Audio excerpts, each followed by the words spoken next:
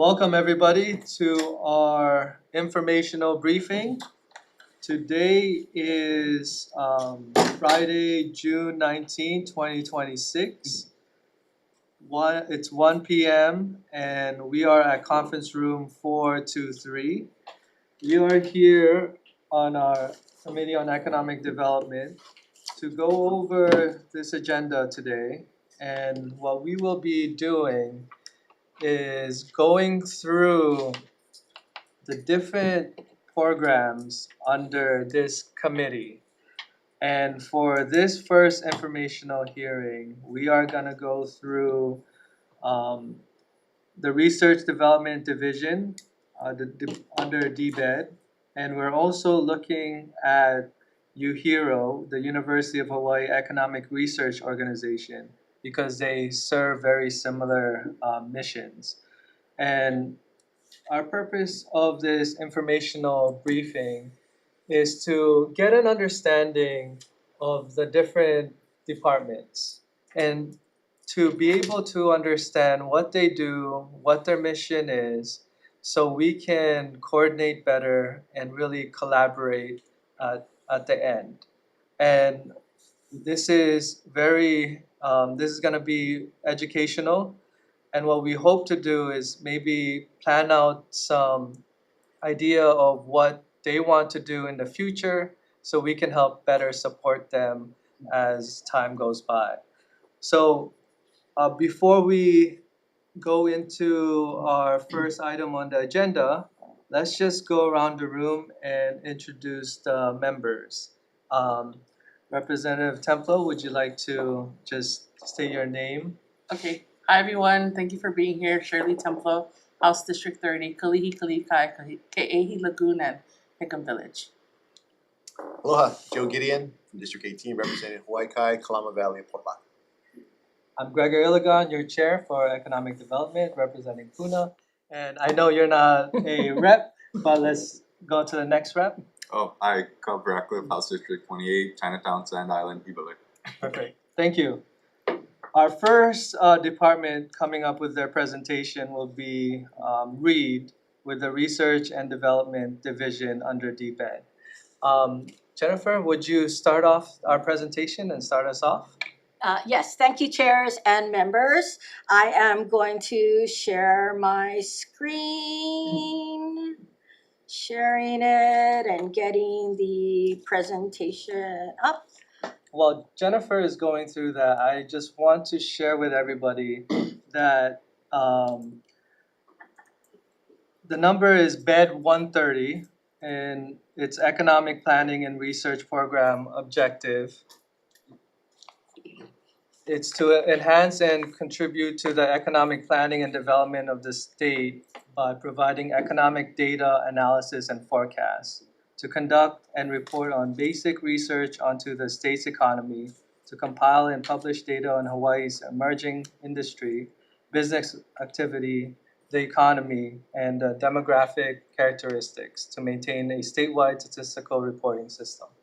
Jennifer, I know you're going to go into detail. Yeah, we do all of that. So I'm here as the acting administrator for READ.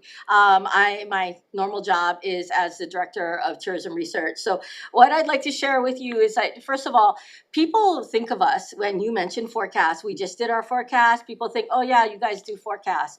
And that makes you like similar to UHERO and that. And yes, they have their own forecast. But you know, what we do at READ is a lot broader. We are very much a public-facing division. Like, we're not doing these reports and creating statistics for ourselves. It's for other people like the legislature to make decisions, for departments to use, for private business to use, all the stakeholders out there. So unlike a lot of other agencies and divisions within the state, we are very much public facing, and that we are there to provide data for people to use and make good decisions.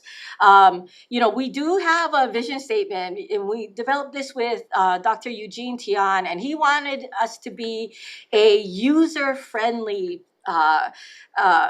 first place for people to go for economic data and analysis. And over time, we have been developing more dashboards and other things to make the data more accessible to people. And you'll see more of that as I go through this presentation. So first of all, this is what our division looks like. We are part of DVED. We're one of the core agencies. We have 32 positions. A few of them are vacant, but we're actively trying to fill them right now. And we're located in two places. Half the group, 15 of us, are located at the Hemeter building right over there, and the other half of us are located at the Hawaii Convention Center. So we have 17 at the Convention Center. And we're going to go through the branches, and we're going to go from left to right. So the economic research branch, statistics and data branch, the tourism research branch, labor research, and then the administrative branch. And so we're going to go that way. So I'm going to bring up my colleague, Joe Roos. He is the chief, branch chief of the economic research branch, and he can tell you more about his branch. So Joe, come on up. Thank you for the opportunity and the invite today. We really appreciate it. So my name is Joe Roos. I work for Jennifer. I'm the branch chief of the Economic Research Branch. We have 3 economists under our branch. And our function is to collect data and do economic forecasts regarding Hawaii's economy. We collect and analyze data from various sources, including but not limited to the Bureau of Economic Analysis, the Bureau of Labor Statistics, and the U.S. Census Bureau. We also collaborate with other agencies, divisions, and universities for research. We produce reports as mandated by the legislature. And during the legislative session, we draft testimony regarding research-related bills. And we also have, I'll go over this a little bit, we have an input-output model that, for example, if there's an upcoming project in Hawaii's economy, for example, a construction project, we can calculate using our input-output model the what we call the trickle-down effects within other sectors of the economy due to for example, a construction project or other project that produces marginal output within the economy. The next slide we'll go over some recent. Advance the slide. Oh. Yourself. Oh, I do it myself. Yeah, that's. Page down. Okay. Sorry. No, you're fine. Yeah, apologies. So the next slides, I'll go over some recent projects that we have done. Act 142 of 2024 session laws required a business revitalization task force, research and economic analysis division took the lead on the research portion of that. The working group examined cost of doing business in Hawaii, business friendliness, and workforce and access to capital, technology and innovation, and cost of living. And on our website, we have a report regarding the recommendations from the task force that included government officials, industry people, and other stakeholders. Okay, another project I'd like to go over is our genuine progress indicator data. This goes beyond the economic indicators and includes social and environmental impacts. For example, what's the societal cost of crime? What's the environmental impact of increased carbon in the atmosphere?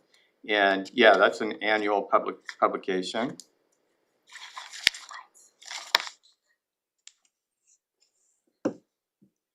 And another report we did recently was a consumer debt report. This report examined Hawaii's consumers and their debt loads. The report basically found that mostly due to mortgages, Hawaii has higher debt loads than the US overall. However, Hawaii is better able to manage their debt loads because they had lower default rates.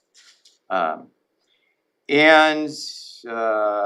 so that's on our website. And then I discussed this a little bit in October of 2025. We updated our model, the input-output model. The title is the 22 benchmark report, and it came out in 2025, and that is because it's based on 2022 economic census data that comes out every 5 years. So it came out in 2022. Normally there's a 2 to 3 year lag time for the time this data comes out from the US Census Bureau, and then we publish. So our next one will be the 2027 benchmark report. If I could add in, so you know the thing about the IO model, that's kind of unique to Hawaii. When we talk about other states and how they look at their economic impact and everything, they use other models like InPlan or REMI or other things. You know, Hawaii is creating we have our own IO model, and we've had it for a really long time.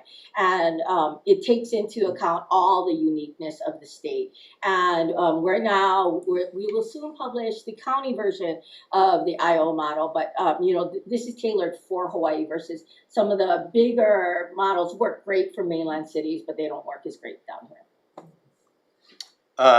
Yeah, and so the last two slides, I just listed some recent reports that we have done. And yeah, I'd just like to conclude that we admire and appreciate Carl and Stephen, and we're probably one of the greatest consumers of their products. And with that, I will. Yeah, it's like the Mutual Admiration Society. We love UHERO, and they help us do all kind of things because they host, for example, our data warehouse. So we appreciate that about them. So, you know, so Joe talked about some of the reports that we do, and that his branch takes on the burden when you guys pass some legislation and says there's going to be a report that needs to be done. Usually that's Joe's team. So this next I'm going to go through is the Statistics and Data Support branch, and they take all the data from all kind of sources and they put it together and like they compile it, they visualize it and everything. So going back to our structure of how READ works. So the Labor Research Branch, they are the field team. They field research, and they're actively contacting people and getting samples and everything like that for the Federal Bureau of Labor Statistics. So they're the field team. My team, we also field and we compile and we produce statistics. So, and then this branch, which is headed up by Dr. Young-Sun Kim, she is everything in the state that is available. She likes to compile it. You want to know how many dog licenses there are, all these kinds of things. It's in that Hawaii State data book, and she's really working on making it accessible. So like she's like been creating all these all these dashboards and everything to make things more user friendly for the people in Hawaii. So they're also in charge of the Census Bureau. So like data. So we do have censushawaii.gov, and that's run by this team. And you know, if you want to know about population, if you want to know all kinds of stuff, there's like so much information that she has available. And so it's just like, I don't know how she manages. There's like a huge wealth of information for just census alone, but the amount of data products that they put out, and they also do statistical reports for different topics, and those reports are different from what Joe's group puts out. So they have, as you can see on the screen, daily, weekly, monthly, annual, quarterly publication. So we have the daily passenger count reports, which a lot of people rely on because they want to know what the volume of the people are coming in. They use it for staffing, planning, other purposes. You know, we have a weekly update of the unemployment claims. We have monthly economic indicators. We have energy trends, and they help put out, and they do all of the visualization for our quarterly statistical and economic reports, which also includes our forecasts. And then they also have the county data book, they have state data books, they have a facts and figure page. There's all kinds of stuff that this team produces. And Then there's the data warehouses, which, as I said, our friends at UHero help host the hosting of the data warehouses. We have a bunch of data warehouses. The primary one is the economic data warehouse, and we have data on, population, taxes, all those things that are in the data book. And then we have a specialized tourism data warehouse that looks more at some of those characteristics that we have for tourism, because it's a whole pile of data that we have there for tourism. And as I mentioned, these dashboards that they created, so many dashboards, and that team is really good at it because they think about it. And like, for example, after the Maui fires, we came up with this Maui data dashboard. And because we wanted everybody to know like what's going on with what's happening with Maui and, the unemployment claims. And then we eventually started tracking building permits and everything. And recently, Dr. Kim and I, we like kind of changed it because like, okay, now that we're out of past the fires, we're now focusing on the recovery. We're focusing now on the building permits, those kinds of things. And it's not so much about the volume of people coming in or anything like that. So it's like, as we need to change the focus of these dashboards, we do.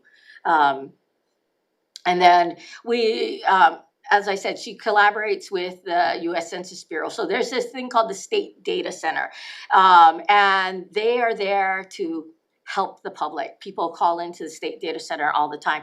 We try and make things as self-service as we can, because even though we have 32 positions, every time somebody goes on vacation or somebody's sick, we feel it. We all cover for each other, but it seems like a big team, but the amount of volume of work that we're doing, we feel it every time somebody gets sick. So, and we work with the federal government on that too, So here are some examples of some statistical reports that this team has done. They did reports on different race groups. They did report on the tax credit activity, their solar PV batteries.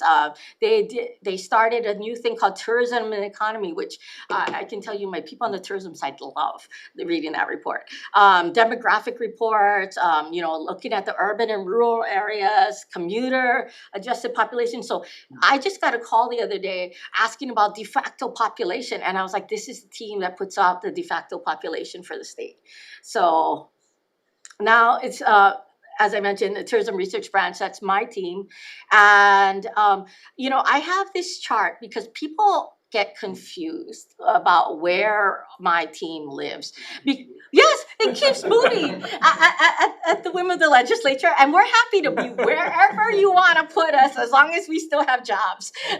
We know that the work we do is important, and we'll do it wherever department you put us. But so I have to tell people we're not really at HTA, but we're kind of at HTA because we live in the HTA offices. We're there at the convention center, and so I do participate in their activities, and we do all the staff activities with the HTA. So we're kind of in part of their team, but we know we're not. And we know that we're in the DBED line. But so it's helpful for people to understand where we are. And our projects are into 4 major categories. So we do the visitor statistics and characteristics, which you guys see every month, because that's our press release. We do it and we finalize it on an annual basis.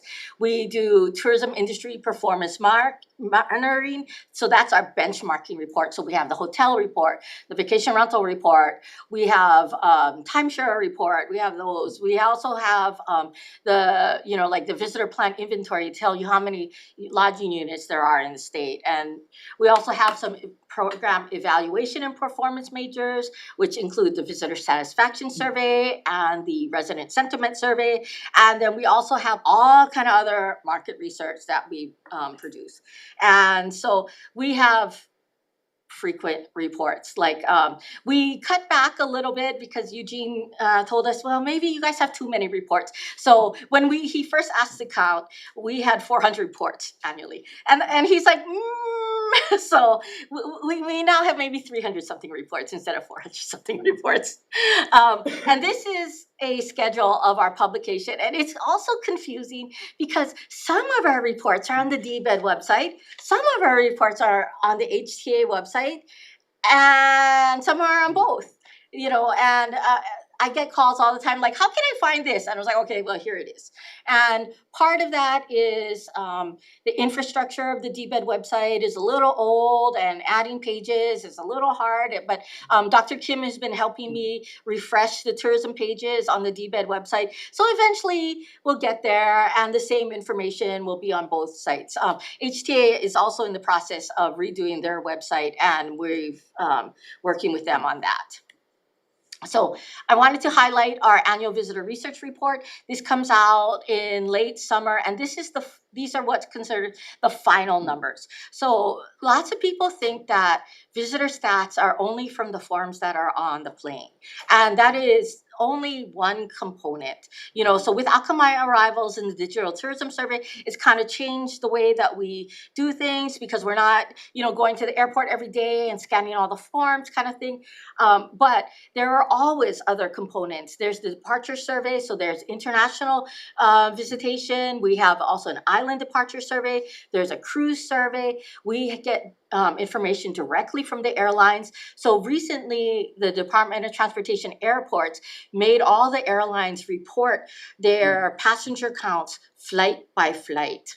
And I was like, that's good in some ways, but it's a lot more work, but we adapted to it, and, we use that kind of stuff. And then also the federal governments, we have a really close relationship with the NTTO, the National Travel and Tourism Office, and, they create special reports for Hawaii. And, one of the things that example I use is that, when all the budgets were being cut on federal and they're shutting the federal government down, like they snuck in at the very last minute. They're like, Jen, here's our Hawaii data. I was like, yes. It's like, thank you guys. They're awesome over there on the federal level. And so they really help us. And all of that comes together to do the final annual visitor research report. And then we have more analysis than we do on a monthly basis, so we can slice and dice things and produce that report. Our visitor satisfaction report, it's fielded all year round. And you had to come to Hawaii, so there's an opt-in on the form saying, yes, I would like to take an additional visitor satisfaction survey. So that was always on the ag forms, and now it's on the digital form, and it's also on the departure forms and the cruise forms. And so we asked people about their most recent trip. Did we like it? And one of the things that's important to note about VSAT is that it's not a statewide report or, like a whole visitor market report. We only have so much budget to do markets. So you compare US to US, you compare Korea to Korea, and China to China. You can't say, okay, take them all together and we have a total. It doesn't work that way. And the way that international visitors respond to things like, does this exceed your expectation? Well, if your expectations are super high, then no. But but US visitors tend to be like, yeah, everything's great, we love Hawaii, and they always give us super high marks. But the international visitors might give us lower marks, but they might be still good marks for that market. So you just kind of have to understand how that goes. We have it quarterly. We made an infographic so people can digest it better. And the annual report has this huge file that has thousands of tables. Resident sentiment survey. This is actually unique because we started this in 1988 in Hawaii, and states around the country are just kind of starting to do resident sentiment now. And we do it every year, and the next report's going to come out probably July. Visitor plan inventory, I mentioned that it counts all the units in the state. And it was first done by the Visitors Bureau in 1964. And now it's labor research branch. So these are mostly federally funded or half positions. So we work closely with the Bureau of Labor Statistics, and trust me, we get emails daily from them. So there are a whole bunch of programs. So first of all, the local area unemployment, we call it LAOS. But it's looking at that unemployment rate, and it's feeding that data up. And when we talk about those weekly updates, that's where we're coming for. We're also looking at the labor force estimates for the state and by county, and then also looking at seasonally adjusted numbers and other things like that. So monthly, we have a press release on the unemployment rates in the labor force. The current employment statistics, we're looking at it by industry for this team. And then OEWS, which is the occupational employment wage statistics. So they're contacting all the businesses in the state of Hawaii to talk about these estimates. And, we break it down by different types of businesses. QCEW, which is the quarterly census of employment and wages. It sounds like it's similar, but the work that they do is really different. And, they're looking at all the jobs and they're putting it into the different industries that way. This is one that we do that's not so fun, about the occupational injuries and illnesses, like who gets hurt at work and things like that, who dies at work. These are unfortunate things that we're measuring, but we're collecting data on that. This is the one about the sense of fatal. It's like again, these are the people who actually die at work.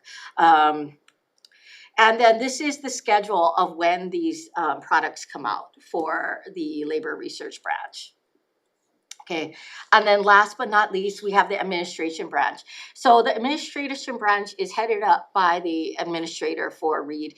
And there are our office staff. We have a secretary and office assistant, and we have 2 economists, and they do some of the special reports that we do internally, like the state bond rating documents, like presentations that are when they ask for an economist to present for the community, like what the economic outlook is, like they present on the forecast, and they do some specialized reports.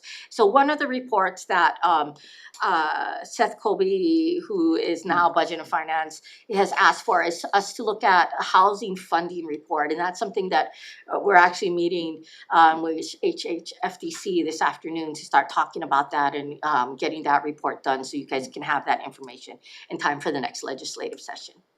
So they have a bunch of reports. This is when they're putting out their reports as far as that schedule goes. And you'll be happy to know that's it. Well done, Jennifer. Thank you. Let's give her a round of Stop sharing. I want to get into questions. But before we go into that, it sounded like there were around 5 to 6 different branches in Reed. How many? Because there was. I can put that slide back up. Let me share again.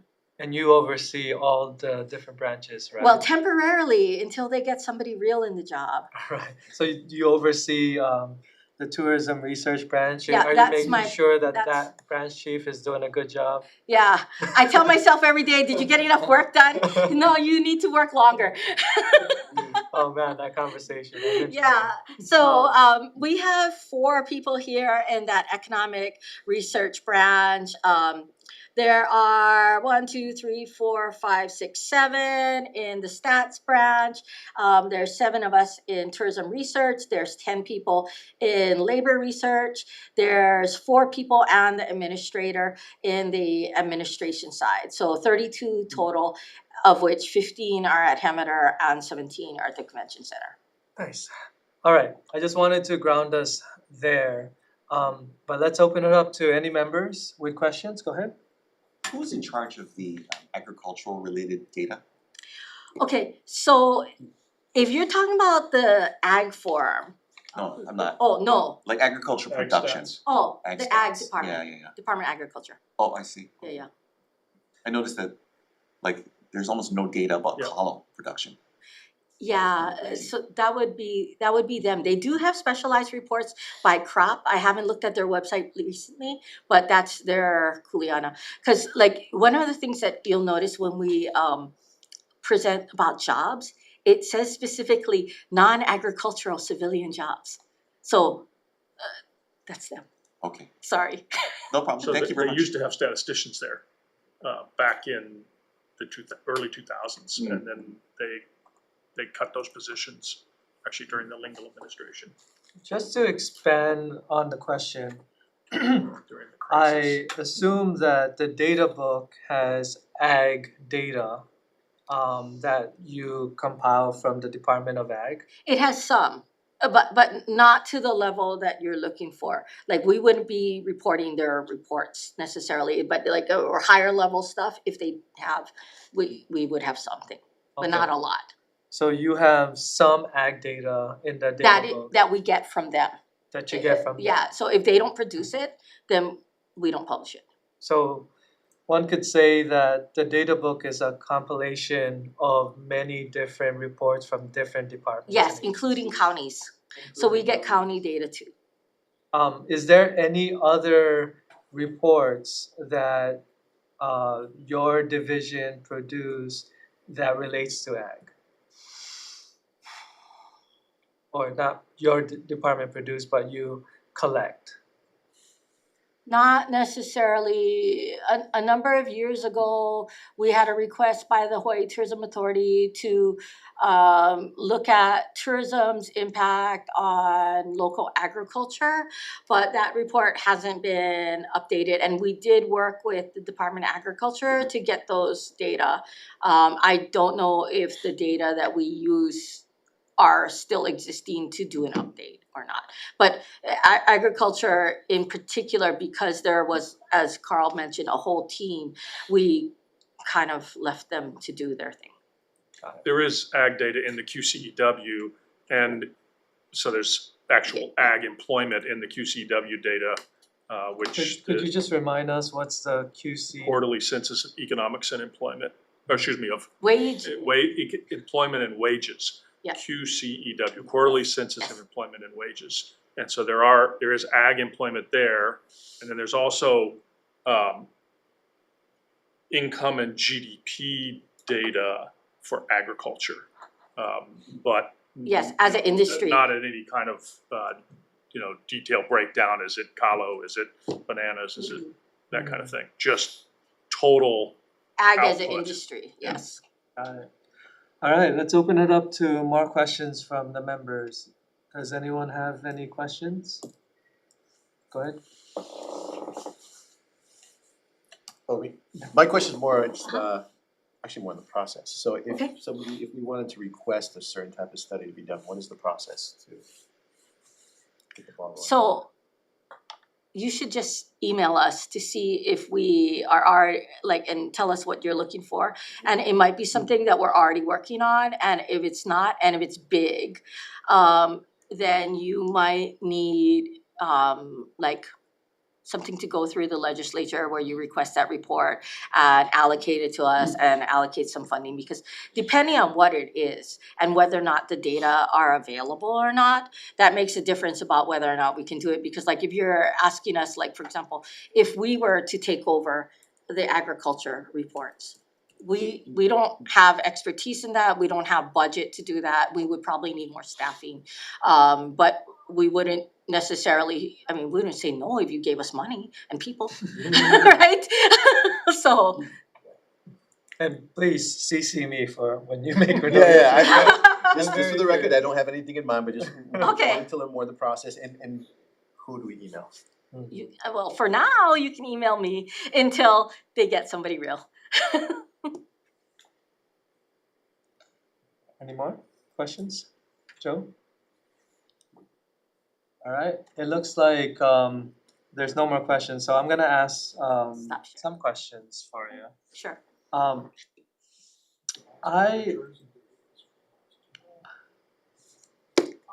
think that, well, one, you're doing an amazing job. The data that you're collecting is really helping us figure out how to make better decisions. You've been in this role for quite a while, and you've seen your branch and your division work together. What do you think are some missing data or missing area that you feel could be added into with additional funding that would help grow this department and better provide data across the state? So if I'm talking just about tourism research side, Let's start there. okay. Let's start there, Okay. since that's your expertise. Right, so there's some more technologies out there that are developing and some that are becoming less successful. But one of the things people ask me all the time is like, what's the ROI for HTA and what they're doing? And they're asking, well, yes, they're asking me, you know they are. That hurts me. Positive, that's the question. Yeah. Positive ROI. Well, I get but that okay, question too all the but see, the thing is that, okay, so what they do is complicated. Marketing, there's marketing, advertising campaigns and things like that. And HTA in general, they're providing branding and education. They're not necessarily selling things. The people doing the convention center, they are selling things. You can measure the people that are doing sales. And when they have specific campaigns, like for example, when they are doing that $6 million to recover from the Maui wildfires, they had specific parameters. They were working with specific partners. They were getting data. That is measurable. You can do the ROI on that. But when you look at marketing, marketing is harder to do an ROI for because it's not, we did some advertising and then the payoff is now. The marketing has like a super long tail. People still dream of coming to Hawaii because of, you know, like Hawaii 5-0 and Magnum PI, like all these Blue Hawaii, Elvis. These are things, and they're not necessarily marketing things, right? But that's part of the brand of Hawaii, and the tail is super long. And so when they do like imaging, you know, people still think about campaigns that HVCB might have done like 10 years ago when they're thinking about Hawaii, because that's part of their dreaming of Hawaii and that bucket list. So it's really hard to measure marketing overall. So that's why when people ask me, I was like, well, okay, well, there are parts of it you can measure. You can't measure all of HDA. And you can't say they spent this much money now and there were this many visitors, because you know what? Those visitors were not probably influenced by that marketing that you just did, you know, that kind of thing. So we do have, so I shouldn't say we. So Hawaii Tourism Authority, right now they have an RFP out to look at campaign spending and how that might translate into some kind of measurable outcome. So when they did this project in the past with this specific vendor, they looked at people who saw the marketing and people who didn't see the marketing, and they had various types. This is the video, Instagram, blah, blah, blah. And, you know, how many of those people came on their own? How many people came because they were influenced by the marketing? And was there a difference in spending? I thought that was a great report. They only had enough money to do US and Japan. So it would be great for them to do more. And, you know, in theory, if Reed had the money, we could sponsor that. Also, festivals and events, people always want to know, you know, like, okay, so what did the marathon do? Like, we just got asked, what did RIMPAC? What's the impact of RIMPAC? I was like, we at Reed, we don't know that. But if we had, you know, maybe we had more time, we had more people, we could go and, you know, work with the organizers of past RIMPACs and see what the economic impact is and all that kind of stuff. But right now we don't have that. So, you know, that's not necessarily tourism, but there is a tourism impact because the hotels in Waikiki, they feel it when we have RIMPAC, right? So there's a lot more that could be done. You know, there are a lot more tools that have been developed and are out there that could help, like, for example, you know, selling the convention center or the single property or other things like that. And, you know, if I had more money, I would love to give it to them, but I make do with what I have, and I try and dig deeper into the projects that I have, so I can give more value, and because I'm pake, so I want to get every last thing I can get out of these projects because we've paid for them, right? Could I also hear from Joe? Yeah. What- Sure. So my first thought is the Tourism Gaming Working Group Oh, yes. came up with some suggestions. There were two bills. I don't know them offhand, but I believe Representative Ilagan, you were involved in the House side, and they didn't pass. And there were some valid points brought up in testimony. But I still think that's a good bill with maybe a few tweaks. There was talks about, did we have the right measures for how you measure improvements in the economy, and those were all valid inputs during the testimony. But I do think that I'd just like to simply say that traditional economics is land, labor, capital. With AI being incorporated, right now we have the build out. You're seeing impacts on GDP, on just the data center build out. But once those data centers are up and running, the economy is going to move so fast that it would really be good to, with the bills that were presented last year, have a position or funded studies that just keep track of what areas are the economy. I mean, we do this with the current reports, but just kind of the impact of a changing economy. Our current reports track the current economy, but you really need, in my opinion, funded positions to just keep up with what's going to happen in the next 10 years. And that would be my only suggestion, is bills that were introduced last year are maybe tweaked and reintroduced. Yeah, thank you.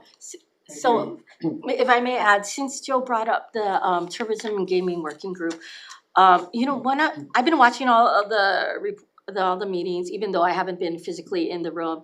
And one of the things that, unless they're gonna present it in a future working group meeting, nobody's talked about the market for these gaming products. It's just an assumption that people are gonna do gaming in Hawaii. And I think that is a study that would be needed. We in Reed don't have the capacity to do it right now. But you know, if we were given resources, I mean, I think that would be helpful for this conversation that your working group is having. Okay, thank you. Go ahead. Thank you. Yeah, my question is a little broader. Okay. Okay, so in the past, we have done, with Dr. Tian, we've done studies back in 2017 where we had you guys do the study on property taxes and how Hawaii is different. Mhm. So it's comparing nationally, right? Now, so some of these things may be you know, federal level and things like that, but I think that there's value for certain things that we compare ourselves to other states or other areas and things like that. Are there things that you think that we should be comparing on a regular basis with other states so that we have an understanding of where we're at and how we're improving or getting worse? Well, I think all of the things that were in the business revitalization working group, measuring all of those things, I mean, that's all part of it. Like, it would be good for us to measure these things and compare us to other states, even and not just to like get higher up the ladder, you know what I mean? In the rankings. I mean, I think that would be a good thing. And you know, after Eugene Tian left and Seth Colby was briefly our chief economist, we talked about, well, what else can we do? You know, that what kind of new research can we do to help all of you guys make better decisions? And not to say that your decision's not good, but I'm just saying, you know, to just help along the process. And what else can we do for the state? And then, you know, there are reports that, like you said, 2017, there are reports that we did in the past that we haven't necessarily done again. It's like, evaluate do we need to do them again? And then there's some reports that we're maybe doing more too frequently. And maybe we don't need to have that updated every year. Maybe it's every 3 years or something. So we're taking a look at, the body of work that we have, in the legacy of the division and looking at it that way. But yeah, it's like, we have very enthusiastic staff. We all would love to do more. Because I mean, part of being in research and analysis, is that basic curiosity. Like, we want to know the answer too, you know what I mean? And to the extent that it can help people, that's even better. So we are looking at those things. So yes. Because some of it crosses over into other jurisdictions, for example, right? Property tax Property tax. is the counties and things like Yes, that, that's the right? counties. Yeah, but it's good information for us Yes. to understand it, right? And taxes in general, right? So I had my staff do an evaluation 10 years ago, whatever it was, and we gathered information from across the county at the state and county level, that we could find, every fee and every tax at both levels. And gave us an idea of, right, because the argument has always been that Hawaii is the highest tax state, but if you aggregate and you compare, because right, we do things at the county and state level that are very different, and Right. but if you did it, at that point in time, we weren't the highest, because when you put it together, we were more in the middle someplace, right? So and then to track those kind of things going forward, and to get Forbes always comes out and say how Hawaii is. Well, Hawaii is because we pay for more things than any other state, right? So it's not a fair comparison. So we need to have that kind of evaluation, so that when it goes out into the public, and the public always says we're a high tax state, and not necessarily true. Right. And I agree with you, because we've talked internally about doing like some kind of like database of all the taxes and fees. And I mean, and there's just a lot of them. Like, I mean, if I was looking just on even on the tourism side about all the fees that are impacting our visitors, like even like, gasoline and all that kind of stuff. I mean, it's just so much. And so we probably have to work with the tax departments and each of the counties to talk about all of that, each of the finance departments in each of the Yeah, counties. I think it's on something, all the it should be with collections. like all of us, that we sit down and figure out which ones that we should be looking at on a regular basis, and then work out something where we give you the resources.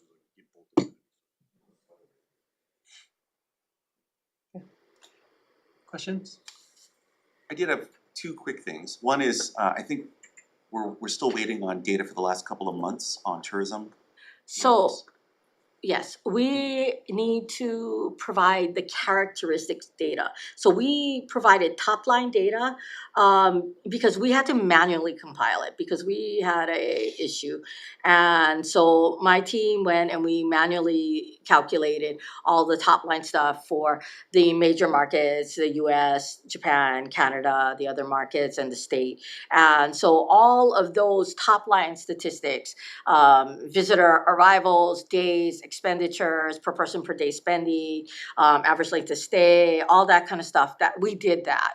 And now we have solved our issue as of Monday, and we are working to get that. And so we looked at the different timelines, like, well, how long would it take for us to get March done, and how April and May? And so I made a decision that we would concentrate on May, and we'll get the May numbers out at the correct time. You're gonna have all the normal reports for May, and we're gonna backfill March and April by mid-July, before the next round of monthly data comes out. So there is data there for a lot of stuff, just not the characteristic data and not by island. So we need to do that because honestly, and I have to give my team a lot of credit, the amount of manual calculations we did to get out what we did was a lot.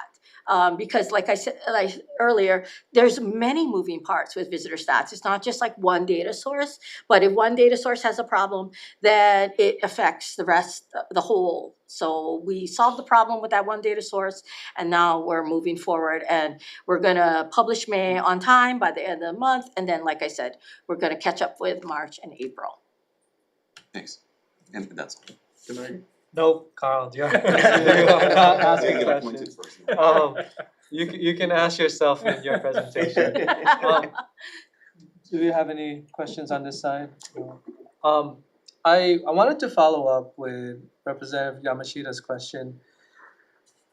Have you reached out to organizations like CSG, like Council of State Government, who has data from other states that Mhm. are maybe economic data? Mhm. Have you reached out to those to try to collect their data and put it in a dashboard or a report? By chance, have you collaborated in that sense? Have you guys done that? We have not, but I'll certainly take a look at that. Okay, so I guess what I wanna ask is, there are what I see your role is to collect data, regardless of what source it's from, Mhm. whether it's a nonprofit, private, government.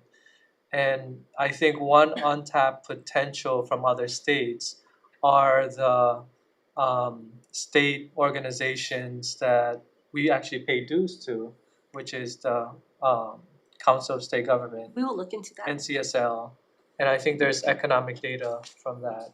Yeah, because like I said, in the data book, we have many different things, like, you know, we have like the Honolulu Marathon finishers and things like that, and that is obviously a not-for-profit. So it's, as there are data sources available to us, we like to add it to the data book, but we will look into this to see if it makes sense for us to do it. But I'm not sure that the data book is the right place for it to be. It might have to be a new publication, and again, we're a little constrained with the number of people, but we will at least look at this and what they have.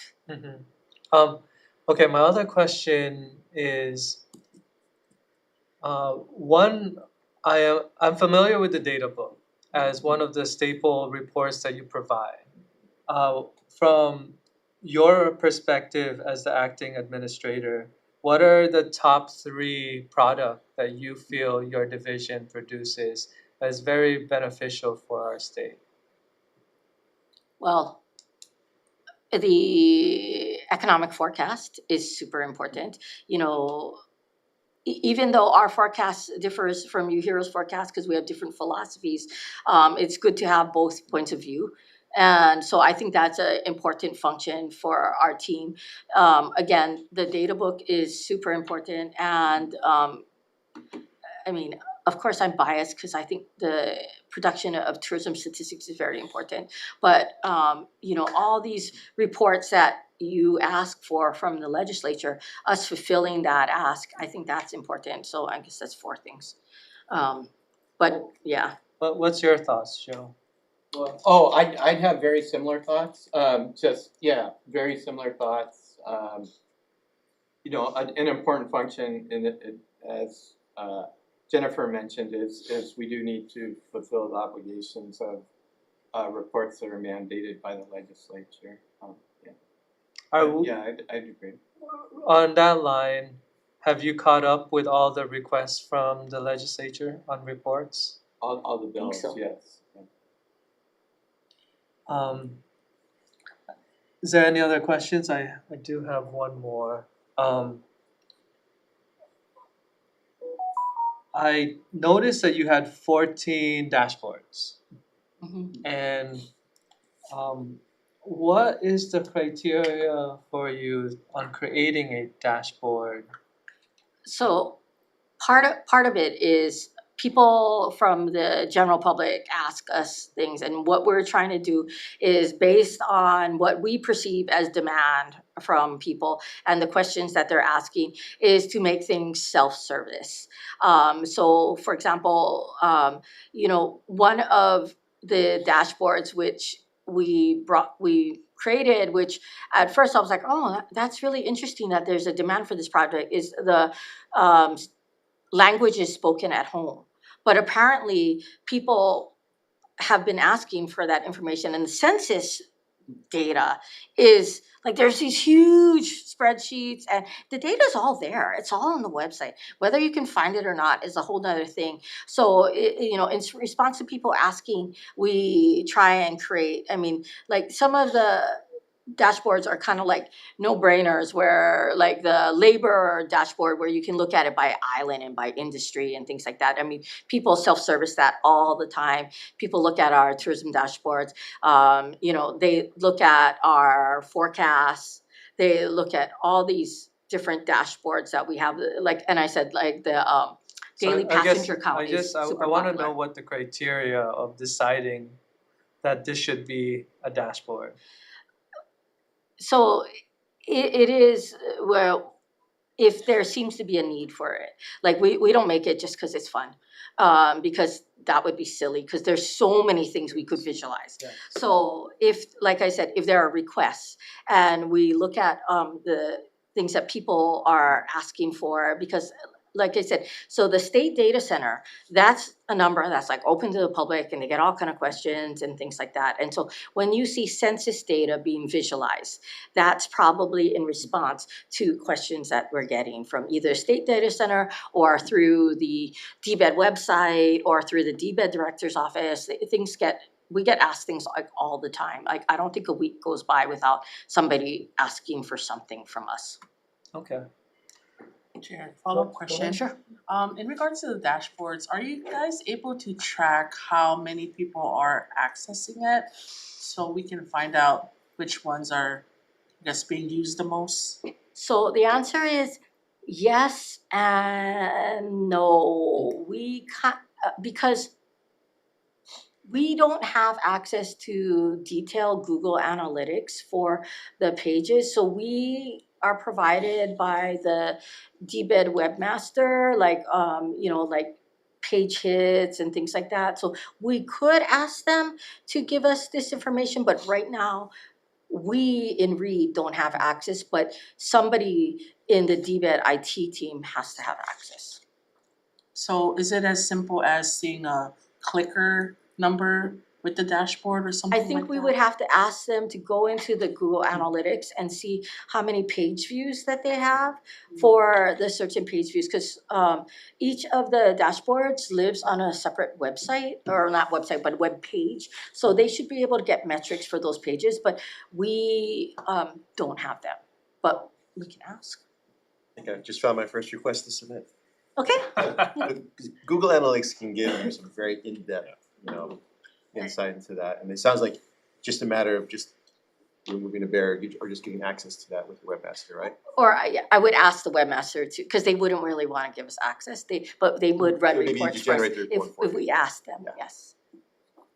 Great question. Any more? Okay, so I'm gonna close with this. I know this role is an acting role for you.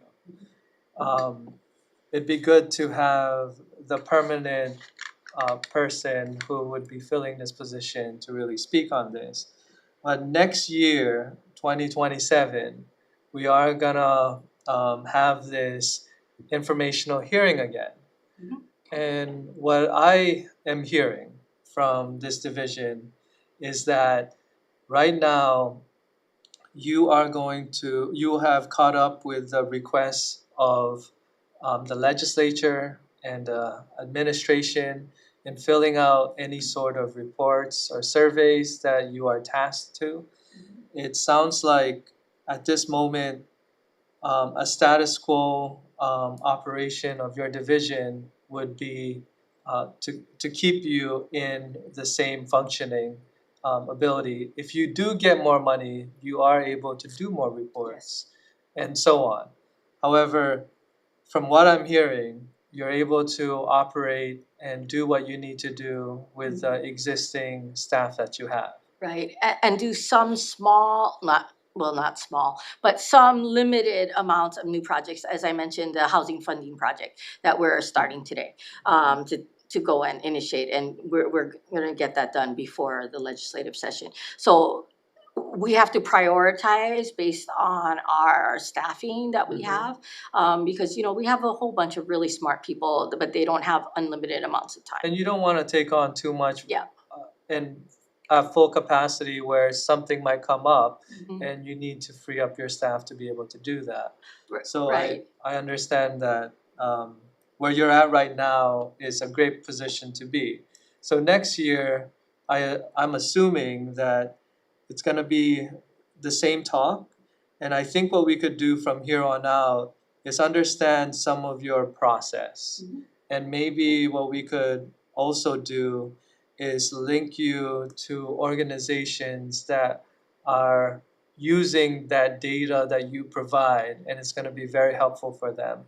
I am not sure, but I assume that all your outreach are done by the branch chiefs or by you, like when an organization wants to understand tourism and the Mhm. data, I'm guessing they're requesting for you to go over to them and you present and share that data. That, yes, that There's happens. no like outreach, We also have the newsletter. Oh, yeah, we do have a newsletter where we're pushing out information about what Reed did. So DBED has their own newsletter, but Reed has its own newsletter where we tell people what kind of new research we have and other things like that. And like I said, we do get requests. could you just tell us how to Okay, sure. sign up for this newsletter or how to gain access? I will, I should just tell, I don't know if you're not on the newsletter distribution, but I think I am. yeah, because I think that Lacey Goshi included all of the elected officials, so you should all be getting our newsletter. Okay. But for the public, that For is, the public, there's a place, I believe, to sign up on the DBED website for the newsletter. I think it's on the bottom of the page or something. okay. Go Just to ahead. clarify, the Read newsletter is separate from the DBED one. Yes, Okay, and all legislators should. you should be getting it, and if you're not getting it, please let us know, because hopefully it's not in your spam. All right.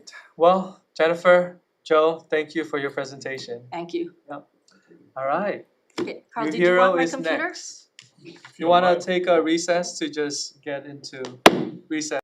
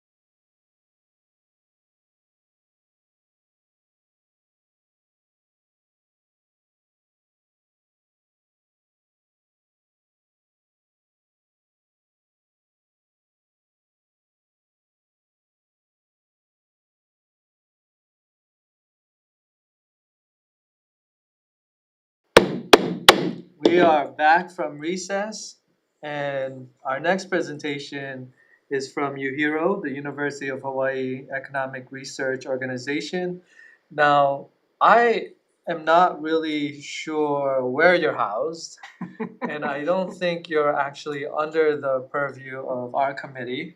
But we thought it was very important to have you here to just have a better understanding the similarities and the differences between Reed and UHIRO. So, Carl, if you don't mind, could you please tell us exactly where your house and your organization and what you do? Absolutely, and thank you. I appreciate the invitation and the opportunity to share information about UHIRO and about how we interact with Reed, mostly with Reed, but all of DBET, all the different divisions play an important role in what we're doing. So I'll start with our mission, and basically, so UHIRO is, let me tell you first where we are. So UHIRO is a research, basically a research institute in the University of Hawaii on Manoa campus within the College of Social Sciences. Specifically, we are in the Social Science Research Institute. So if you'd looked at the org chart for the university and you looked at the college, you'd see SSRI, and then we would be a box underneath that org chart. I'll share you a little bit of history. UHIRO started in 1997. Myself, Byron Gangness, a couple of other faculty, Sumner LaCroix, a couple of other faculty, basically saw a gap in rigorous economic analysis at the state level for the state of Hawaii. You know, if you look across the rest of the country, in many places there are multiple think tanks and multiple organizations doing economic research. Here it was very limited. We had and actually one of the motivations for starting UHIRO was the banks were shutting down their research divisions. This was back when Bank of Hawaii and First Hawaiian Bank had research divisions. And actually at the time, DBED was, I would argue, was underfunded in the mid-90s, right? We'd been through some financial problems at the state level. So anyway, we started UHIRO with no resources. We basically said many of us are already working on economic research. We're working on forecasting for the state because we want to. It's something that we're interested. We had an academic interest in it. So we formed UHIRO with essentially no resources, and then basically January 1997, we took a contract with the Hawaiian Electric Company and we started doing forecasting for electric utility.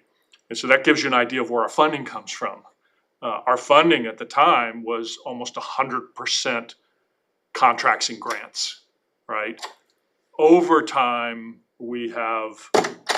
so we were full-time faculty member with full-time teaching loads, full-time research agendas, and then essentially on the side, right, nights and weekends and summers, we were doing this contract work mostly at the time, almost exclusively forecasting, right? And over the decades, we built up a forecasting reputation and a team of people, but mostly funded, almost exclusively funded by contracts and grants. It was roughly a decade later that we got included in the university budget. My current dean, Dr. Denise Conan, was the acting chancellor at the time, and she helped us to get into the university budget, and we got 2.5 positions in the university budget. That was the first time we had positions that were fully funded specifically for UHIRO, and since that time we've grown. We now have 9 faculty, so we are 9 faculty. Some of them are joint positions, so they're not all full-time UHIRO. So for example, we have one faculty member who is 3/4 time in urban planning, 1/4 time in UHIRO, and he is in our endowed professorship in affordable housing. We have some faculty who are 100% UHIRO. Stephen Bond Smith is one of those. I'm one of those. We've got other faculty who are joint with the Water Resource Research Center. So we cover a wide variety of topics. I'll come back to our mission for a second.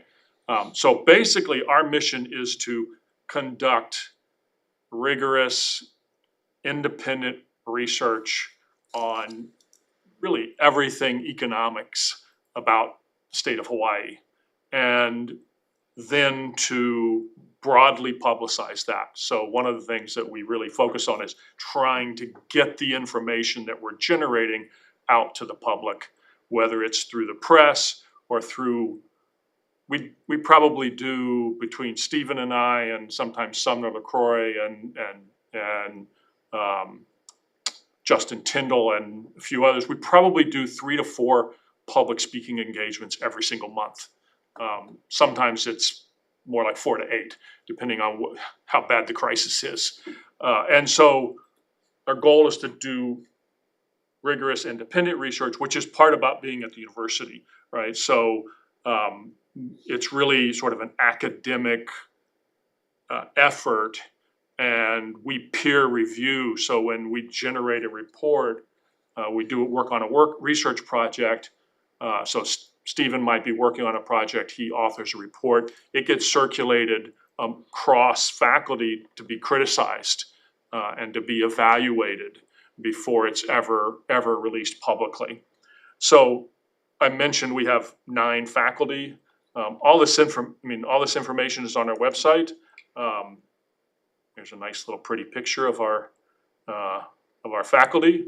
And in addition, so we just hired 2 new ones. So we will have 11 faculty come August, assuming that one of them gets his visa. And the reason that, much like, so every faculty member that we have hired since that initial 2.5 positions has been sort of fortuitous. And it's generally, so for example, it's come because we got an endowment. And that endowment helped us to induce the university to allow us to hire a faculty member. In this case, the governor put it into, in his budget request 2 years ago, he put in a request to fund 2 more positions for UHERO, I think largely in response to the work that we did during the pandemic and the work that we've been doing since then that is aimed at supporting the state overall. So 9 faculty currently. If you look at we also have what we call research fellows. Research fellows are just faculty who are somewhere else in the university. They are not UHERO faculty, so they do whatever research they want. Right? They really don't. I don't control the research they do in any way, but we support them. Right? So for example, Ruben Juarez is our HMSA endowed professor of health economics. He's running the Maui wildfire exposure study. And so UHERO's staff manages all that for him, right? They help him manage the hiring, the promotion of the research. And so we facilitate the research that these fellows do. And there's a large number of fellows. Some of them are very active, some of them are not very active. Now, the faculty are paid by state funds, right? They're university faculty. The staff, all but one of them, are completely soft money. Okay, so, and we have 9 or 10 staff members right now. Probably 4 or 5 PhD staff researchers. The rest are MAs or recent graduates, and they're 100% funded by soft money. And so our budget is roughly half state money and half contracts, grants, and philanthropy. And philanthropy has grown dramatically in its role really since the pandemic. In fact, during the pandemic, we raised enough money to hire 2 new faculty, pay their salaries for 3 years, and then the university picked them up after that. So philanthropy is increasingly important. So I spend a lot of my time interacting with donors. The graduate assistants, of which we have, in any given moment, we have 9, 10, 11 graduate students. So these are students who are working on their MAs or their PhD. They're 100% soft money funded. That's a little bit of a stretch because the university gives them a tuition waiver, right? So there's sort of a joint funding there as well, but their salaries are all paid off of soft money. And then we routinely have 6, 7, 8 undergraduates who are working as interns for us, and they're being paid. Every one of these positions are paid. So 9 faculty and 20 to 30 support staff, mostly paid for, well, almost exclusively paid for by soft money. So there's another just difference between us and DBED, right? DBED doesn't do contract work, right? And we have no choice but to do we wouldn't be here today if it weren't for the contract that we originally, and actually we're still working for Hawaiian Electric Company we do forecasts for Big Island, Maui County, Oahu for HECO every single year. And the kinds of things that we work on are sort of spelled out in our focus areas. So analytics is our statistics division, and we cover, like I said, almost anything that has anything to do with economics. So education, energy. Energy is really led by some research fellows. We don't have any faculty who are heavily engaged in that now. Environment is one of our stronger groups. We have 3 or 4 PhD economists working there. And as an example of philanthropy, we just received a pretty sizable, I can't remember the dollar amount, over $1 million, I think, or roughly $1 million from the Bezos Foundation to focus on wildfire prevention from a land use management perspective, right? And so that was a major new project. That group focuses on water resources, restoration of watersheds, a whole variety of things around invasive species. That's Kim Burnett and Leah Brimmer, and to some extent McKenna Kaufman, who runs ISR at the university. The forecast team is one of our bigger teams. I don't know, there's probably 7 or 8 people involved in that. And Stephen, myself, an emeritus faculty who is a research fellow, Byron Gangnis, Peter Filecki, so half dozen PhDs working on that, and lots of students. And yeah, we devoted enormous amount of time to that. Basically, we finish a forecast. So we released a forecast in May. By mid-July, we'll start working on the next one. And we're producing those once a quarter. We do forecasts at the county level. We do forecasts at the state level. And we distribute those. I mean, everybody in the lead should be getting our emails, right? We have an email distribution list. We have a large public distribution list. And a lot of our supporters, the people who are supporting us philanthropically, that's one of the reasons they're doing it, is that they want that information, and they want to have interactions with us to talk about it, right? It's really storytelling about what we think is happening in the Hawaii economy. Health, the area of health research is really led by Ruben Juarez, and most of that right now, that effort is very, very focused on Maui wildfire recovery. And fortunately, the Maui County budget included funding that should keep the Maui wildfire exposure study going for at least another year. And then we'll go out and find funding to keep it going after that.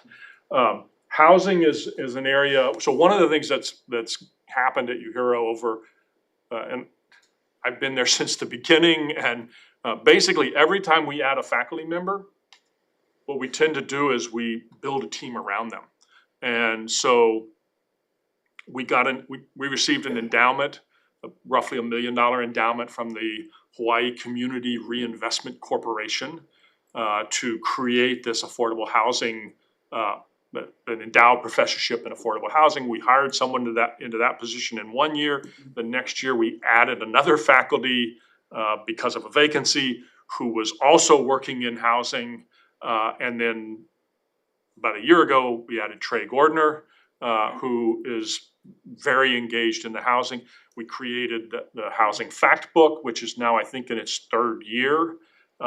And so that's another large team that's very, very focused on, understanding what the challenges are that we face in Hawaii in terms of housing costs, housing production. So that group did reports on, I think the really exciting one that we released recently was on housing filtering, that basically demonstrated how you build a condo tower, say in actually they were focused on the can't remember which tower it was. Anyway, it's on Kapiolani. And they demonstrated that condo tower of, say, 400 or 500 units freed up another 400 or 500 units in the rest of the community as people moved into that building. And what you see is the further you go through the chain of moves, the less expensive the units are. So you were effectively, by building market rate units, you free up affordable housing multiple moves down the road. So if all you're doing is looking at, oh, well, that unit's not affordable, it's too expensive for local residents, that's true for some group of local residents, but as the moves happen, it creates affordable housing. So that's just one example of some of the housing research. The other research that I think was very impactful is looking at the total cost that we think the regulatory burden brings to bear in terms of housing. So we've done measures of that, and it's pretty shockingly high numbers. And we've done studies where we took national data on permitting times and regulatory burden and surveyed the the departments of planning and permitting on all the islands and constructed an index that compared Hawaii to the rest of the country. And lo and behold, we found out that Hawaii wins when it comes to stopping housing from being built. Right? We have the most strict regulatory, the most onerous regulatory burden of any place in the country, according to that research. So I could talk housing all day long. It's one of my interests. Tax is a relatively new one. We finally were able to add a faculty member in public finance during the pandemic, the same time when we hired Steve, actually 1 year after we hired Stephen with this philanthropic money that we raised during the pandemic. We hired Dylan Moore, who is a public finance expert. An example of what that's allowed us to do now is we have, partly because of Rep. Yamashita's efforts, there was a resolution, I think 2 years ago, that said, well, UHERO will work with the Department of Taxation. We had already begun working with Department of Taxation under Seth, and we had a pretty good working relationship trying to figure out better ways to share data and to share research. And that has continued to grow, and we're developing and have developed models of Hawaii's tax system that should be able to help us answer the kinds of questions that Kyle is very interested in. And also, I think we're probably going to put a proposal in to DOTAX to support the Tax Review Commission this year. And our new faculty member who's joining us in a few weeks is also in public finance. So in other words, it's another example of once we have some degree of expertise, we try to build around that. We haven't added anybody to help Stephen out on the economic development side. And for some reason, we don't have the economic development listed here as a category. But Stephen has done an enormous amount of work since joining us on diversifying Hawaii's economy. There was a question earlier about comparing data with other states, and Stephen's work on Is Hawaii Left Behind, which came out over the last 3 or 4 months. One of the things that he does is he compares Hawaii's economic performance to the rest of the country after doing the analysis that's necessary to make that comparison valid. So making sure that we're adjusting for price differences, cost of living differences across all, and it's pretty disturbing research, as you're well aware, because it basically shows that Hawaii keeps falling farther and farther behind. And if we continue on that trajectory, this is a really an existential threat to keeping our population, keeping our keiki, bringing our keiki home. And the governor's office has actually funded research for sort of next steps in thinking about how can we do a better job at economic development policy going forward. So I didn't prepare a slide deck. I'm happy to answer any questions. One sort of quick slideshow of the stuff that we're working on. This is our environmental group, looking at watershed management, and in this case, the Alawai. And then, of course, our last forecast report. Fortunately, the storm clouds seem to be clearing a little bit, although I hear that they have postponed the talks because Israel and Hezbollah started throwing bombs at each other again. So we'll see. There's the release of our 2026 Housing Fact Book, which digs down. So one of the features of that fact book is it digs down to the zip code level on housing data. So a lot of that is census data, but some of it's also permit data, right? The stuff that you struggle with. And for instance, you can look at essentially housing affordability, rent affordability, all the way down to the zip code level, and it maps it.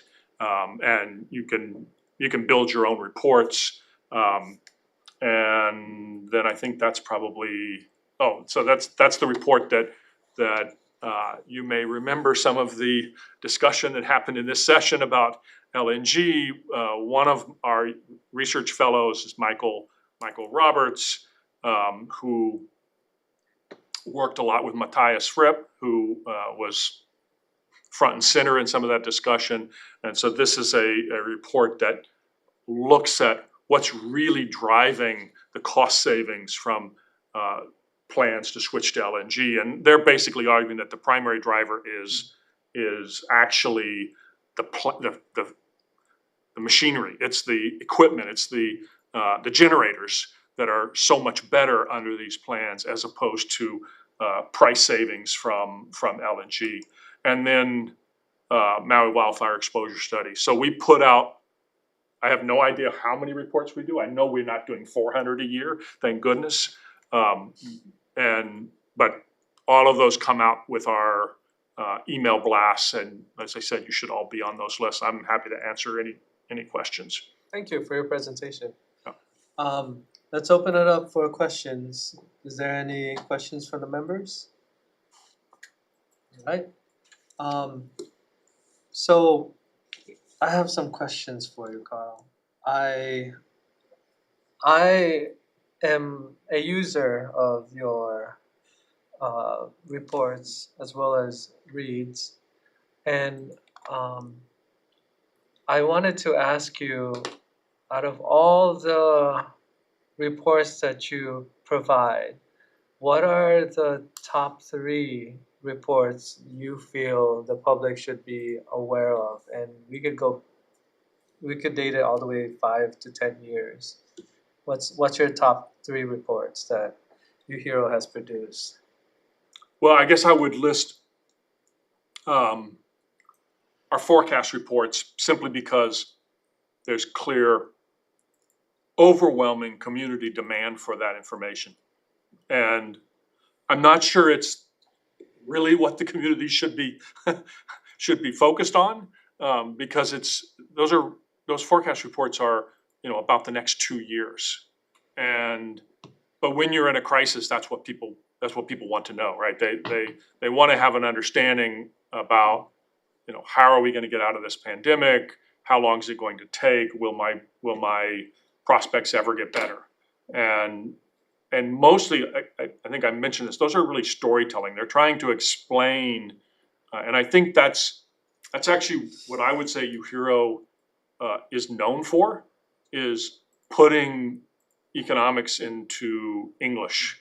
And you know, when Stephen and I and others at UHERO go and give presentations, what always makes me feel really good about the work we're doing is when someone says, gosh, I could understand exactly what you were talking about, right? You really put that in English. That comes from being faculty who try to do that in the classroom. But the more important reports, I think, than the forecast stuff is really the stuff that Stephen's doing on economic development, the stuff that Justin and Trey and Junyap are doing on housing, and honestly, I'm not sure I could pick three, but each of the areas that we're working on. So we choose what we work on, right? No one is, on occasion, Kyle says, do this, and we do it. No, I mean, usually, we might get a strong urging, but we're looking at the landscape and saying, these are the big problems. These are the things that we have to tackle. And then if we have the resources, we do. And so over time, in my mind, it's been housing, economic development, tax policy. My colleagues would say environmental, right? So the environmental team would say, no, the environment is more important. And the health team would say, no, health is more important. Well, they're all important. And they're all way more important than the forecast in reality, right? Because they matter for what our economy, what our state, what our society is going to look like 10 years from now, 20 years from now. Will we have a hollowed out middle class because housing is too expensive and people can't afford to live here because their incomes haven't gone up, because we haven't diversified the economy, and because our tax code's a mess and people are leaving. So that's something that matters for the next 50 years. So I'm not sure I could come up with three. I think those are all really important. I think Stephen, do you want to understate a little bit the role of the forecast, and that it's very demanded by our supporters, and so I think it's the largest generation of soft Good media point. that we have. It also keeps us front and center in the media every quarter, so that maintains that trust and relationship that we have with the public. Everybody knows UHERO. I was helping an economist from UHERO. Like, that seems a bit quirky, but everybody knows who we are because they're constantly hearing headlines on news and so on. But I think also the role of the forecast is that our ears to the ground about constantly hand on the tiller as to what's going on in the economy right now. And that understanding then also spills over into the rest of the research that we're doing as well. So the work that I do in the economic development also relates to what we're seeing in the economy as we go month to month, quarter to quarter. Those two things sort of mesh together very well. Rather than being individual reports, these things all overlap. There's spillovers between them that are really important. Those are really good points. I mean, so I was giving a presentation at the Mortgage Bankers Association for Hawaii at the Hawaii Prince on Wednesday, and I was waiting for my car at valet because I had to rush to the next meeting, and this valet who wasn't getting my car pulls up in front and he rolls down the window of the car he was in. He says, "You're at UH, right?" I said, "Yeah." And he started telling me about his daughter who had just graduated. And I thought he was telling me that she had graduated from UH. No, he was telling me that she graduated from somewhere else. She wanted to come home, but she couldn't. So I'm assuming he's seeing the stuff that we've been doing on housing and economic. So I got a big kick out of that. And so I think Stephen is right. When we do the forecast reports, we send out a press release, and we do a virtual press conference now, and we're getting 8, 9, 10 press sources in that virtual. And so remember, part of our mission is to do the research, but it's to make sure that it gets widely distributed and understood. And so we're increasingly getting detailed coverage and detailed questions and answers on every island and we've increasingly started doing that with our other reports as well. So anytime we release a housing fact book, we'll do a press release and we'll gather press from Civil Beat to Hawaii Free Press to take your pick, right? And And we started doing videos to go along with these things too. And we're hearing pretty positive feedback on those videos. And it's all about trying to make sure we're communicating. So actually, any suggestions for how we can do a better job of communicating, they're very welcome. Thank you. Question? I got a couple. I guess I'll ask the harder one first. So in general, you had that focus areas and Yep. what you worked on and all those things. At the end of the day, I think what's useful about when you do those things and what we look at, it helps us come up with policy and things like that going forward. One of the things that right, you said that housing is a problem, high cost of living, people are leaving. Those are known things. But lately, I've been asking the question, right? Where did we go wrong, right? So and it stems from, and I just was talking to Cherry Ligan about this, is I'm in my 60s now, but when I was in my early 20s, yeah, when I was in my early 20s, right, my wife and I just got married, and we were living here at this time in Honolulu, and we bought a house, a 3-bedroom, 2-bath house, without help from anybody, and but we could do it. Yeah, it was an entry level, both of us entry level career jobs, right? And we were able to buy a house. We struggled, yeah, but we made it work. And I don't think people can do that even if they wanted to struggle, right? So why could you do it back then? And when I thought about, okay, what was the subsidy? The subsidy was hula me, right? It was the financing that made the difference. That was technically the end, but it was possible, right? But over the years, things changed, and right, that's the subject of Stephen's research on Right. Hawaii Left Behind. Well, so some of it is the policies we've been putting forward. Yeah. Right. We made it more difficult to do housing. Something you just brought up. Right. How we're taxing and who we're taxing, and right. This year we just put something forward. We're taxing the rich. I think that's going to have some kind of impact later. Right. I don't think that's a good thing. Because I'm worried about it too. yeah, because there's actual studies that say that they're not gonna that Hawaii lags was a Kauffman Foundation study that said kind of alluded to that Hawaii lags the nation of reinvestment, businesses reinvesting in Hawaii, right? So right, and when you think about it, because everybody is now pass through entities, right? If you tax high income earners, that's the businesses, and if they're not reinvesting, and they're the ones that create jobs, right, for everybody, and so there's some concerns there and all that kind of stuff. But anyway, and then you have your environmental guys and your health guys and everything like that, right? That conflicting with some of the things, the other things. So because you're looking at both, do you do an evaluation of all that data and say, okay, we put, not to pick, everybody wants to protect the environment, right? But at the end of the day, maybe some of the policy we put together there has made it more difficult to do certain things and has added, right? So the latest thing I've been kind of telling everybody is we never did anything intentionally to make things bad, but we've added one thing. And then we said, okay, it's only one thing, and then next year we add another thing, and then It piles on, right? Right. Well, I remember like in the early years when I first got into the legislature, there were like 10 ideas that were like really extreme, and it was a progressive idea, and we kind of said, okay, we'll do one, but the next year we did one more, and then 10 years go by and we did all 10, right?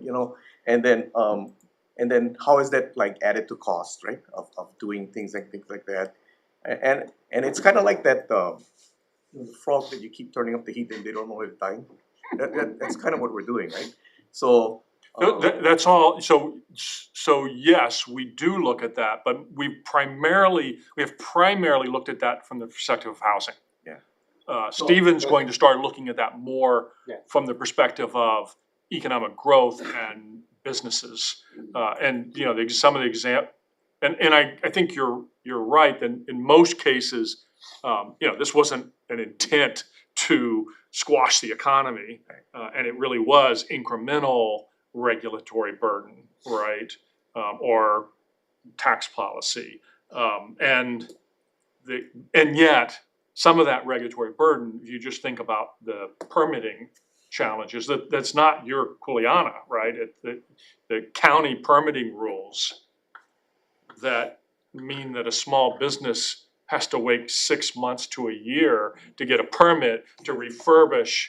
The example I like to use, because to convert a Jamba Juice into a Starbucks, right? It takes you 6 months to get a permit. Right. These things matter. No, so that's what Chair They Iligan is matter a looking at, lot, right? He has right. that speed task force, that's, Yeah. so all, we're working the- toward trying to fix those things. But those aren't the only things going on, right? There's fundamental changes in our economy that come about from what's really the slowing of tourism going all the way back to the mid-90s, right? That's you now have a mature industry, but it also gets back to reinvestment, right? The rules that we set up that make it really difficult to reinvest in Waikiki, for example. So you take a older hotel, maybe off beach, and you want to dramatically renovate it, maybe add a floor, you're talking like almost an impossibility. And that's how you drive visitor spending, is by one way to drive higher visitor spend is to reinvent yourself, reinvest in your properties, right? And we make that really, really hard to do. So Stephen, I'm not gonna say he's gonna solve all the problems, but he's gonna try to address most of these issues in a comprehensive way. I think what would be helpful, and that's why I asked it in the way, right? Where did we go wrong, right? So, and it was, so I think, why could somebody at 20-something years old buy a house now, and why it's impossible today, right? So. And that's the income story. Right, it's. On that specific question, if you look at, I think we just essentially stopped building enough houses. So if you look at the housing stock and when they were built, there were thousands of houses being built in the 70s, and that number has just dramatically diminished. Well, all the way to the late stock, 80s, early 90s, we were building. So our housing stock just dramatically slowed down in the 90s and stayed low. Yeah. And so that supply constraint then makes housing really expensive. So that's the specific thing for housing. Yeah. But there's other specific things for other areas, for other industries too. At the same time, you had tourism, which essentially peaked in 1989 and has stayed about the same since, but we also haven't had other industries that have come along. And for each industry, there's going to be different types of bottlenecks. I think and the people that know about what those bottlenecks are, the people that are involved in those industries, no politician or economist is going to know exactly what is slowing down a particular industry. I think we want to know everything, like, what you're talking about. At the end of the day, all the factors that are driving, us to this, where we are today. But from the legislature's perspective, right, I am trying to start working backwards and saying, okay, it was things that we put in place. We meaning the legislature from way back, right? And maybe we need to roll back some of those things, right? That actually was well intended, with the good intent to make things better, but actually had a negative outcome into where we are today, right? So, one of the things that I talked about in the past was, once the counties became term limited, right? And they lost long range thinkers, all kinds of stuff, with all due respect to them. And then, but at the same time, they're there for a short period of time, so they didn't want to raise taxes anymore. So they didn't want to raise property taxes, right? And then this argument that I make, that right, by keeping it low, it created this appetite from out of state. But because they didn't want to raise taxes, they made the developer pay, right? And because the developer had to pay, and then they mandated affordable housing, right? They're saying, okay, we cannot build affordable housing with some kind of, to pay for this sewer infrastructure that you're making us pay, water, right, parks and all these different things, because they have these impact fees and all that kind of different stuff. So then they came to the legislature and said, we want the rental housing revolving fund increased, we want tier 2, we want DERF funds and everything. So when you really follow the money, you think about it, what we're doing is we're subsidizing what the county used to pay for by giving the developer this money, right? So, and that, right, so. But the interesting thing is that same thing has happened everywhere else in the country. Yeah. Right, so there's really a political economy around that, and everywhere you look, the cost of infrastructure has been pushed off to the developer. It used to all be a state and county, mostly a county responsibility, right? And so, yeah, the story you just told is really pretty fascinating if you think about it. But it's also kind of fascinating to think that the same kind of thing's happening everywhere else. So, well, anyway, And if you know if you did a comparison of pure housing prices, you would find that Hawaii hasn't we've always been expensive, but we're not, our home prices aren't growing faster than the rest of the country. That's not, I would argue that's not the core problem. The core problem is our incomes aren't growing. I mean, if your incomes are growing just as fast as home prices, then, you've kind of got this equilibrium and maybe you don't like it. You still have to figure out how to come up with a down payment, which is another problem. And actually, over the last decade or so, our home prices have risen more slowly than the rest of the country, but our incomes have grown even more slowly than that. I also think those two things are partly related as well. The fact that it's just difficult Yeah. to build and that adds cost, then also makes it difficult to invest in the first place, which then makes it Yeah, in general, I think what I'm asking is just, I think maybe we have more discussion, but we need to figure out where we went wrong, right? And what we need to relook at. I think that'd be helpful. And to some extent, that is kind of one of the pieces that Stephen's hoping to work on. And actually, we had a conversation with Dane. I don't know if he ever talked to you about it, about possibly collaborating with DBED some on that. And actually, I think particularly on that question. Illigan was looking at the history of economic development policies, but it could be broader than that. So I have a 2-year project about economic development policy. Part of that is to look at what are these structural factors that are really holding back. And one of those things, for instance, is infrastructure. Within that, you can include housing and energy costs. Yeah. But as part of that study as well, I want to do sort of a review of what have we done in the past, what went well with those things, what went wrong with those things. And often I think there were a lot of good ideas, but it was perhaps on implementation that something went wrong, that it wasn't necessarily, that it didn't go exactly as intended. For practical But it reasons, kept going on and on and on and on. but understanding, how we've come from, what went wrong, what went well, what works in Hawaii, what doesn't, that will all feed into the recommendations that I'm going to make at the end of this as to how to go about economic development policy. The second question was on your earlier comment where a lot of your funding comes from philanthropy and right, you're getting in front of private sector and everything. So you talked about that the banks used to have, right? Brubaker used to work for Bank One. Everybody had that, right? So if the banks aren't doing it anymore, are they giving you money to do it? Yes. Okay. Yeah, I mean, the banks are some of our biggest supporters, but also nonprofits. Hawaii Community Foundation, First Hawaiian Bank, Bank of Hawaii, American Savings Bank, those Central Pacific Bank, those are our biggest supporters. And one of our, it's important that from the philanthropic side, we have a large number of supporters. And I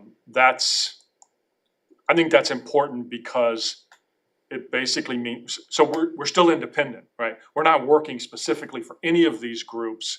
And if we lost one supporter because I said something in public that they didn't like, we can survive that. So the idea is to have a large number, a diverse group, right? So everything from HGEA, right? Randy Pereira has been a supporter for a long time, and the unions, to philanthropic groups like Hawaii Community Foundation, like now the Bezos Foundation, pretty large list of.